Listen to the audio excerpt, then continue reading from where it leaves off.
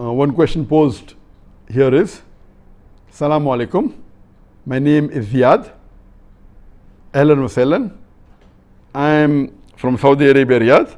My brother always eat when it's for the adhan. Does it cancel the fasting? And a similar question is already there in my data bank. I'll just join both the questions so that we can answer most of it. There's a question asked by Ahmed, originally from Somalia, but living in New York. The adhan for Fajr started while I was having food in my mouth. I rushed to the sink and started drinking water to cleanse my mouth and quench my thirst while the adhan was taking place on the phone. Is my fasting valid? Please answer this question in detail if time permits you. May Allah reward you endlessly. I love you for the sake of Allah. I love you too for the sake of Allah.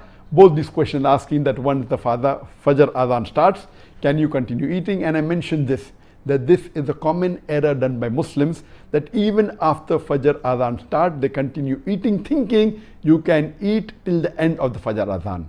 The moment the Fajr adhan starts, that means the dawn has broken, the day has started. So it is prohibited for you to eat or drink once the day has started. So if you are eating any food and the moment you hear the adhan, you should spit out that food. If you have any water, you have to spit out that water. You cannot gulp it down. Before the adhan, no problem. The moment you hear the adhan, or the moment you know the time is up from your mobile phone, when the time for the dawn is there, you should stop. If you continue, your fast is nullified and your fast will not be valid because you have eaten during the daytime and that is not permitted. So I request all the Muslims that see to it, you stop. Now today the mobile is available, you can link your mobile to the satellite and be accurate to the second. So see to it that you stop eating and drinking at least half a minute before, a few seconds before, or a minute before. Not too much early, because the later you have your suhoor, the more sawab. So a few seconds before, or half a minute, or 1 minute, it is the best. And do not eat once you hear the adhan. There are many people who are sending messages here. Brother Abdul Qadir from Bhuyan, he says, Assalamu alaikum, wa alaikum assalam. Brother Abdul Mirza Farooq, Muhammad Haj Irfanuddin, Raqib Hassan, Ashar Habib Abbas, Alex Midor, Kara Tore, most of them saying salam. Wa alaikum assalam to all of you. They are praying for me. May Allah, Ameen, may Allah accept your prayers. There is R.K. Khan, Munawwar Hussain Chaudhry, long live. Sayyid Badrul Arshad, Jaya Chakrabarti, all of you, wa alaikum assalam. Thank you for your du'as. May Allah accept it. My du'as to you also. The next question is by Anas Sayyid from Saharanpur, India. Can the intention of fasting be made on the first day of the whole month of Ramadan, or is it necessary to make an intention every day? Yes, the intention of fasting can be made on the first night of Ramadan, not the first day. The intention will be made the night before. So the first day is incorrect, the first night. Yes, you can make intention on the first night of the Ramadan to keep fasting for all the days of Ramadan, it's valid. Or you can make every night, or some nights, if you make first night, it's the best, so that you don't have to make it every time, make the intention. And after that also, if you make every night before the day starts, but making intention is a fard for the Ramadan fast. The next question is by Sister Shireen from Johannesburg, South Africa. In the present scenario of coronavirus, if the school gets opened, should I send my son to school as he has a chest problem and he easily gets bronchitis? Need your advice. I'm aware that most of the schools in most part of the world, they're closed, and maybe after a few weeks or a few months, when the surge of the coronavirus dies down, when the hype goes down, the schools will open. She's asking a question that if her son has got bronchitis and chest problems, should she send her child to school?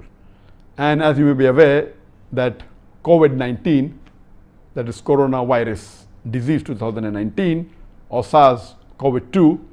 The full form is severe acute respiratory syndrome coronavirus 2. This means it is a respiratory syndrome. It affects the upper respiratory tract of the human beings. And if those people who have upper respiratory tract already, it's more chances they'll get affected, and if they get affected, it can be more fatal.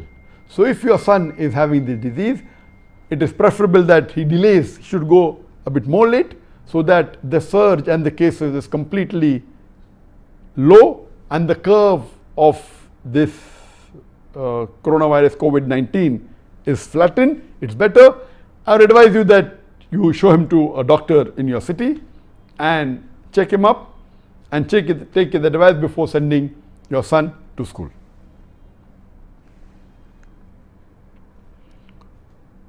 The next question is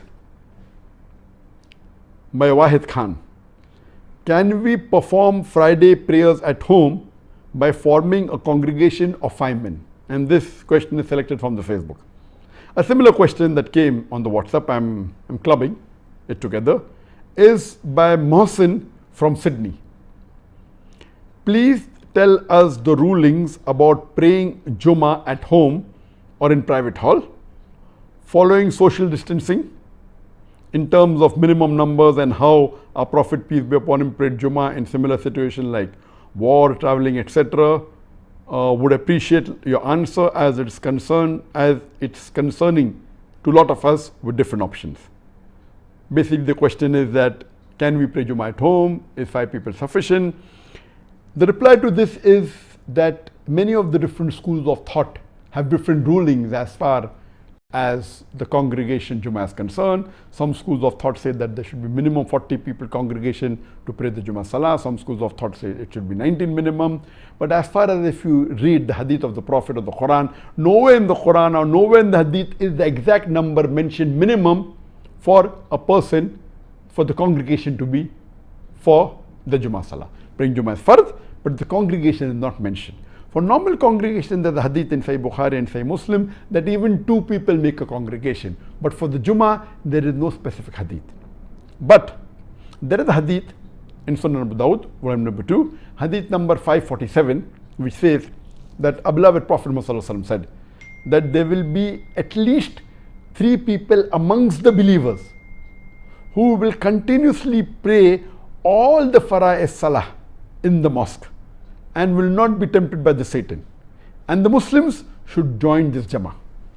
Here there is no mention of Jummah Salah, but because it says 3 people will continuously pray, and the other hadith says 2 are sufficient for a Jama'ah in Salah, according to Sheikh Muhammad Hassan Ad-Dadu, and Sheikh Muhammad Hassan Ad-Dadu, according to me, is one of the most knowledgeable living Muslim scholars of Islam. He's from Mauritania. Now he's living in Turkey, in Istanbul, and I know him very closely. I've met him several times, and he is one of the most knowledgeable, according to me, amongst the living Islamic scholars. And he says that for Jummah, minimum 3 people are required in congregation. And he quotes the same hadith of Sunan Abu Dawud, point number 2, hadith number 547, that 3 people are there for the Jama'ah. And he says that one of them should be the Imam, one can be the Muezzin, and one the Muqtadi. So minimum 3 people are required for praying the Jummah Salah. What did the Prophet do? Yes, praying Jummah, of course. You can pray Jummah in the mosque, and that's the preferred place. But if you're traveling, you can also pray Jummah in an open place. And we see that in the seerah of the Sahabas and of the Prophet that you can pray. Now of the situation of the lockdown, because of COVID-19, when most of the people have to stay at home, there was fatwa given by many scholars, including by Sheikh Muhammad Hassan Dadu, that if the mosques have been closed down by the government and you cannot pray your salah, then read your normal 5 times salah at home. Even 2 people are sufficient for the 5 times salah. And for the Jummah Salah, let there be 3 people. The requirement for minimum requirement for Jummah Salah is there should be 3 adult Muslim males. I repeat, 3 adult Muslim males. They can be children and ladies, no problem, but the minimum in the congregation should be 3 adult Muslim males, One of them can be the imam, one can be the muazzin, and the third person. If there are minimum 3, there can be more. And if one person gives the khutbah and does the requirement of a khutbah and leads the salah, then the salah is accepted.